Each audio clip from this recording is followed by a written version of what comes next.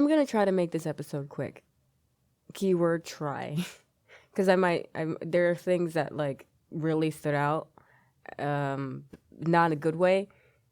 But also, I noticed that there's not going to be a season 3 of The Recruit, most likely. So, you know. And this is exactly what I was talking about when I said that I tried to avoid watching shows with only one season. But in this case, technically, it didn't have one season by the time that I got to it. It had 2. Should I make my limit 2 now? 2 seasons? If it only has 2 seasons, I'm not watching it. Is that going to have to be my new rule? Probably. Matter of fact, if a show takes multiple years just to release another season, I'm not even going to bother with it. It's not like they're putting that many episodes out in the first place. So I don't understand why it needs to take them multiple years to put out any season for any show. It's kind of insane. The Recruit Season 2 has less episodes than Season 1 did. And I just found out about this show. They said it's because viewership has declined, but duh.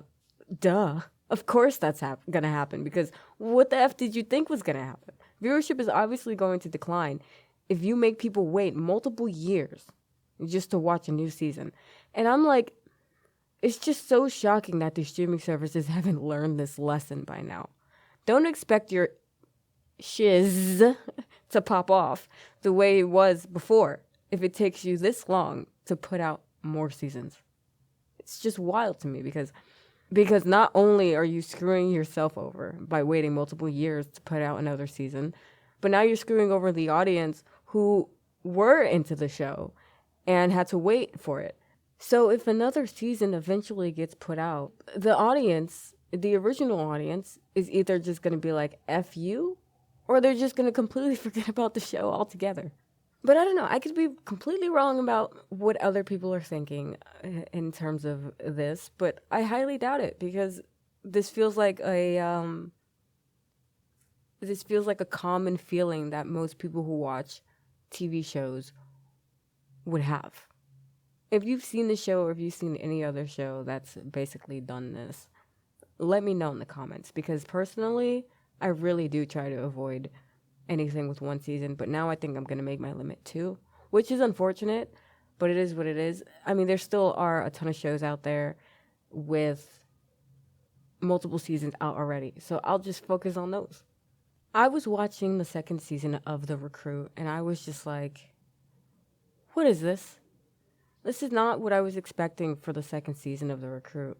Hannah's character still doesn't add anything to the storyline whatsoever. Now we barely see Terrence, the other roommate, who I actually did like in season 1. Owen's relationship with his friends were not developed whatsoever in the way that I wanted it to be. Violet, she's still annoying, but I'm glad we saw less of her. Lester's character still feels the same as season 1, which is fine, good. I didn't really have much of a problem with him before, besides the whole being around Violet and sort of feeding off of her pettiness and doing the same thing kind of thing. That didn't make sense. And then Owen is not even as funny, or what did I call him in the other episode I made? I called him like the fumbling suave idiot or something like that. He's not that anymore, which is odd, I guess. None of these characters were developed or explored whatsoever. I still don't know anything about anybody. Everything and everyone just feels so surface level at this point. I was actually getting bored. I wasn't as entertained as I was in season 1. Season 1 felt more like a gimmick. Season 2 should have been a place for them to actually gradually develop the story and the characters and explore their backgrounds and their lives. I would like to know more about Amelia, wouldn't you? This is what I'm saying. I wasn't as entertained. I just wasn't. I fell asleep like 3 times before even making it to the 3rd episode. I genuinely do not know what's going on here in the writer's room or whatever, but this is not the kind of season you make when you disappear for years at a time. I mean, I didn't have to wait years for season 2, but this is not how you come back with another season after making people wait for so long. Like, This is going to have to be a no. If you are enjoying this podcast episode so far, please make sure you leave a rating and follow the podcast on your chosen listening platform. You can also listen to episodes of the podcast offline if you hit the download button. So do that. Now we're going to spend a significant amount of time talking about Hannah, because this is really what I wanted to talk about today. I felt like anytime we saw Hannah, and this could just be me. If you disagree, by all means, disagree respectfully in the comments. But I felt like anytime we saw Hannah, it was just made to be filler. Now, I understand, obviously, that her meeting the guy in the restaurant did connect to Owen in some way. But even that was ridiculously idiotic, and it was totally uncalled for. We didn't even have to use Hannah in order to use this guy to get to Owen. We could have tried so many different ways, and I'll get to that later. This season, in season 2, I actually, that was so random. This season, I actually did start to get annoyed by Hannah because of just certain things that she did. And I'll point out some key ones in a second. And by that, I mean right now. She meets this guy in a restaurant who finds her attractive and also wanted to know why she paid for everybody's food. And then later on, she goes up to his apartment or hotel room. Yeah, it was the hotel room. And basically confesses her love. After meeting him one time, and it was kind of weird, to be honest. She then gets mad at this guy for checking her phone and starts calling him needy as if she wasn't the one who came to his hotel room. Make it make sense. It's like, he didn't even have to do much to trick Hannah into falling for him. All he had to do was look at her and say some nice things. And then Hannah was like, I want to sleep with you. I was just like, yeah, what the fuck? As I was watching this scene, the entire time I'm like, wow, she's overreacting. Because if he was telling the truth, which now we know that he wasn't, but if he was, then it makes sense. His reasoning, I mean. Usually, when a phone lights up, you instinctively look at it, regardless if you touched it or not. It's just the way that phones work. It's not really his fault that your phone screen lit up. But anyways, he sees the word bae on her phone and obviously is concerned, and he's just like, hey man, if this is what I think it is, let me know because I don't want to go through that again. And you know what her response was? Of course you know what her response was. You watched it. She loses her mind. And I'm just like, chill out. He poured his heart out to you, and your response was, you're needy, and you just scold the guy after he basically expressed his emotions and his fears. So of course I'm looking at her like she's nuts, because it didn't make, like, it's just a spool of wire. If you didn't get that, then I don't know. If you did get that, let me know in the comments. Ultimately, he ends up apologizing to Hannah. Man. At the end of the conversation, it just felt really messy, and I don't know what the writers were trying to do there.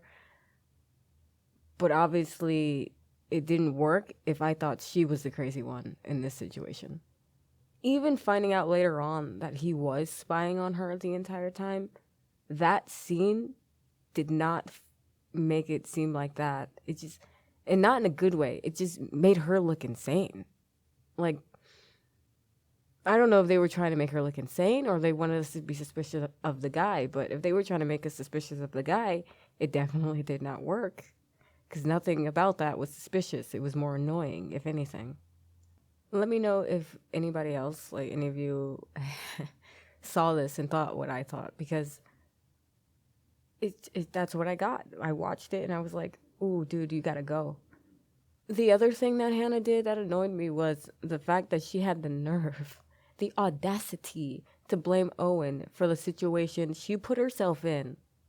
She got upset and blames Owen for why her boyfriend, her new boyfriend, attacked her, which I'm not going to completely invalidate, that idea, right? Because if it weren't for Owen, this guy wouldn't have gone after you to gain information on Owen.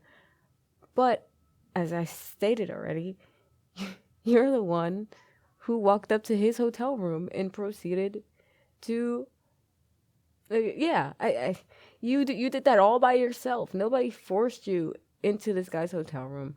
No one forced you to allow him to walk up on you while you were supposed to have lunch with your mom. Nobody.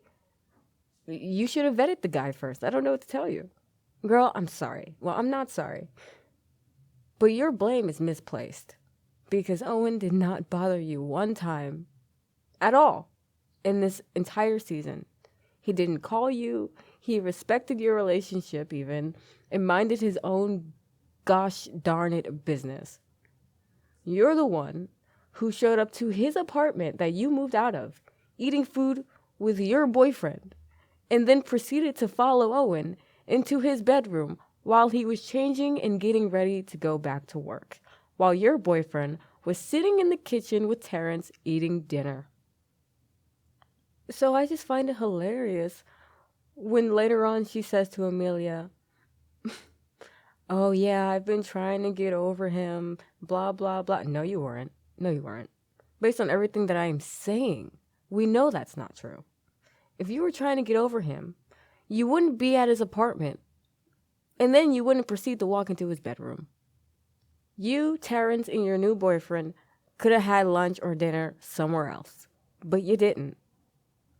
Oh my goodness, my sass is coming out today. Thanks a lot, Hannah. Ultimately, it just doesn't make any sense, right? I mean, who brings their current boyfriend to their old boyfriend's apartment anyway? It seems like she's the one who keeps going back to Owen. Owen didn't bother you. So you getting mad and saying you were trying to get him out of your life and yada, yada, yada, it makes no sense. And the worst part is, Owen apologizes.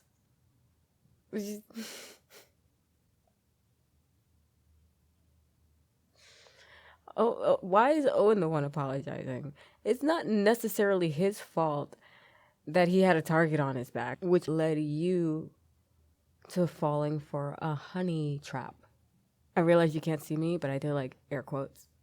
The whole point of Hannah moving out in season 1 was to avoid any more problems. But clearly, her moving out didn't do anything, did it?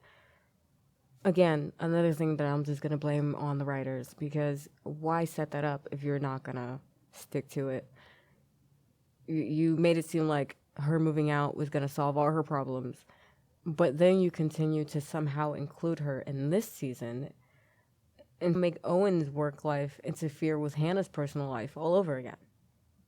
There were so many ways to go about it. Like I was saying earlier, you could have used Amelia as someone who fell for the honey trap instead of Hannah. I mean, it probably wouldn't have worked on Amelia because she's too smart for that. But it would have made more sense still to have this guy try to trick her. Hannah did not need to be here. Honestly, it would have made more sense if they did use Amelia for this storyline instead of Hannah, because Amelia works with Owen. It's so stupid, guys. And you know what, actually? Terrence also would have been a good option as well. If we did develop his character more and explore more of his character and his relationship with Owen, but we didn't. But if we had, Owen definitely would have been Terrence would have definitely been a good person to choose for this honey trap as well.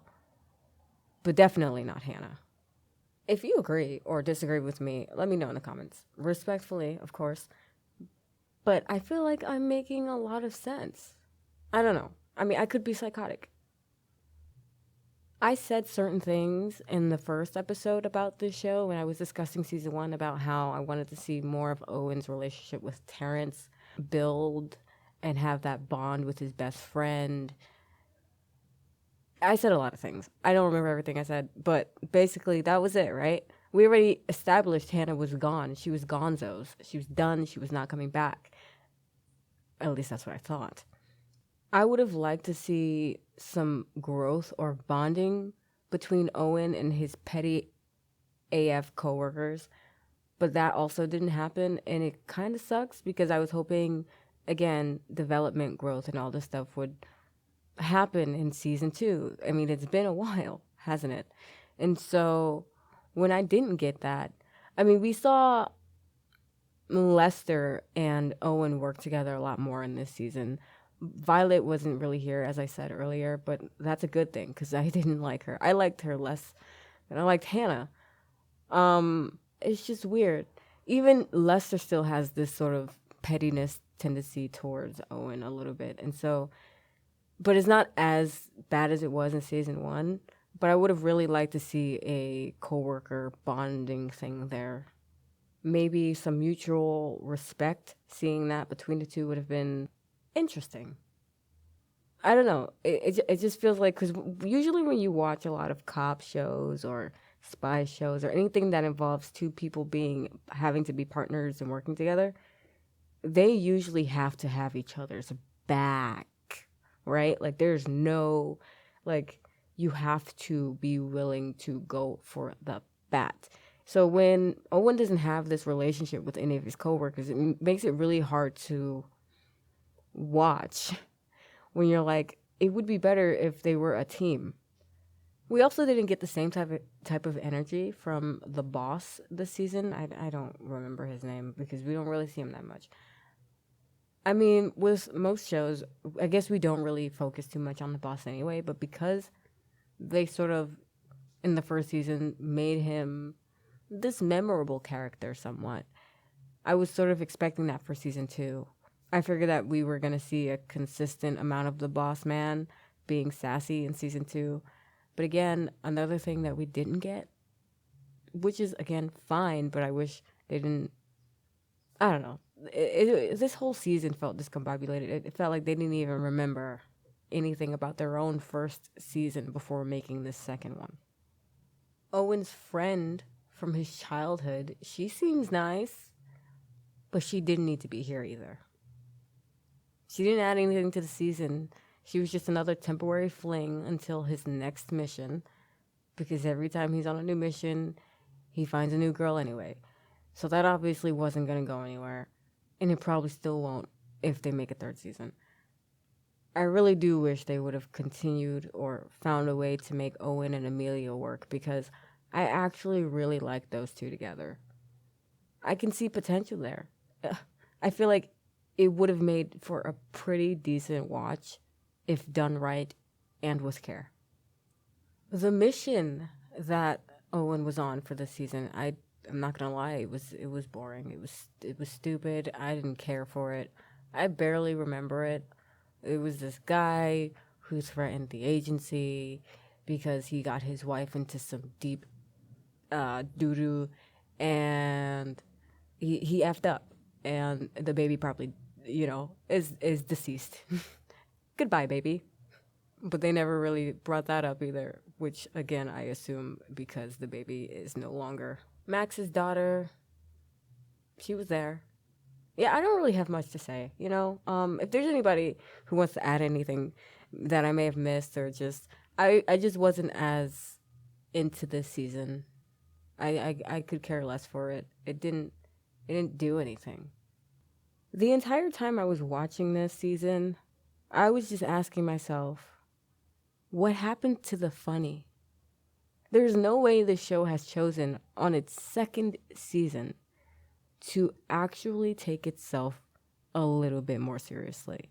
But even then, nothing about the seriousness, especially if we're going to talk about the writing, I've already sort of mentioned that already, but just based on the writing and the storyline and the mission or whatever, there's no reason why the show should take itself seriously.